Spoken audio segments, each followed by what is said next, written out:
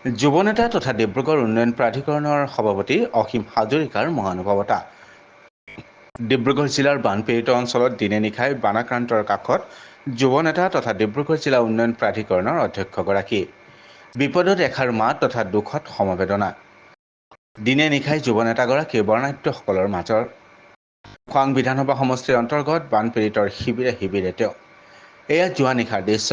বুঢ়ীদিহিং নদীৰ বাঢ়নী পানীয়ে জলমগ্ন কৰাৰ লগতে সামগ্ৰিকভাৱে বানত বেয়াকৈ ক্ষতিগ্ৰস্ত খোৱাং কাৰৈমাৰী তলনীকোৰ লেজাই ভগামোৰ চেঁচাকোখত ক্ষতিগ্ৰস্ত হোৱা কেইবাটাও পৰিয়ালৰ ঘৰত উপস্থিত হৈ পৰিস্থিতিৰ বুজ লোৱাৰ পাছতে ক্ষতিগ্ৰস্ত লোকসকলৰ সৈতে মত বিনিময় কৰে।